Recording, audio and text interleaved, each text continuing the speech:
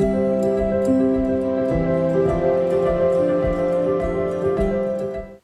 Tony, how are you? You're very happy today. I am happy. Great. I'm always happy when I'm seeing you. Thank you. I feel honored.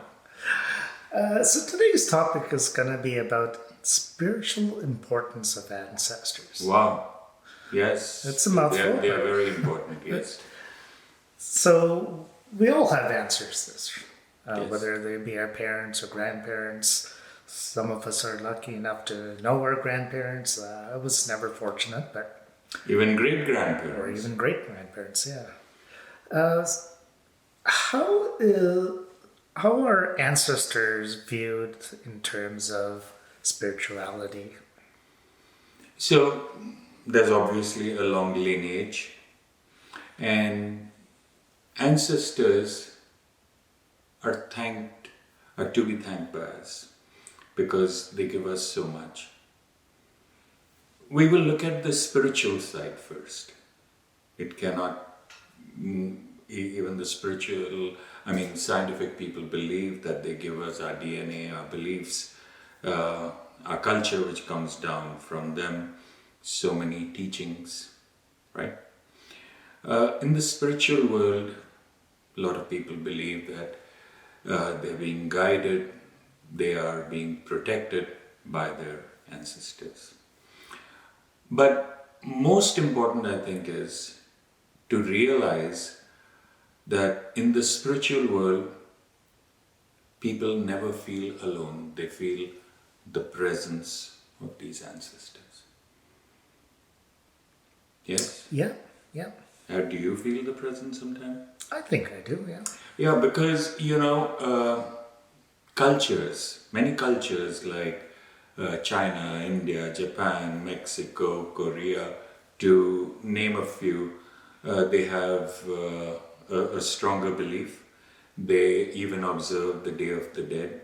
They give prayers and offerings and good wishes to the ancestors.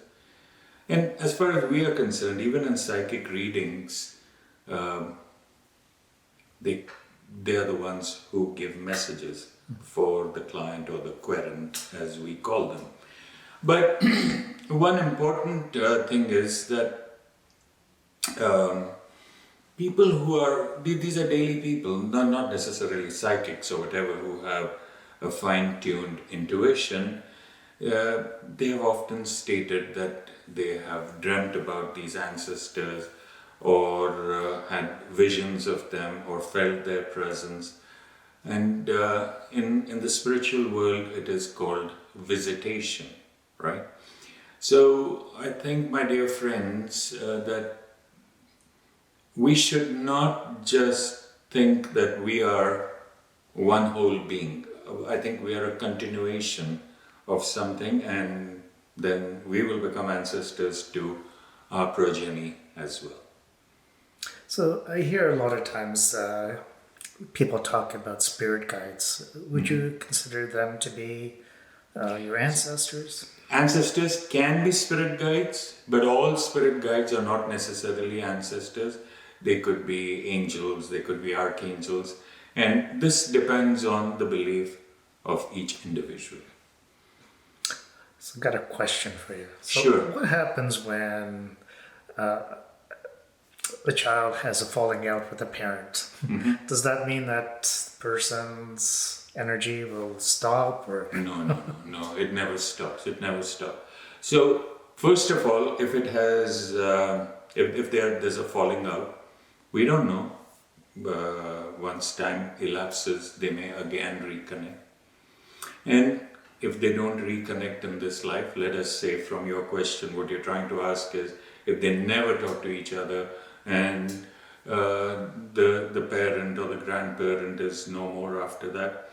In the world of spiritual, you know, the spirit, in the world of spirit, that would be the right terminology. Everything is pristine and clear. You're not carrying your ego with you. So if there have been any differences, they won't remain.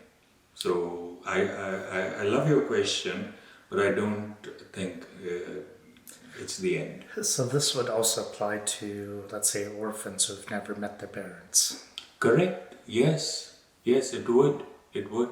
And can I share something with you?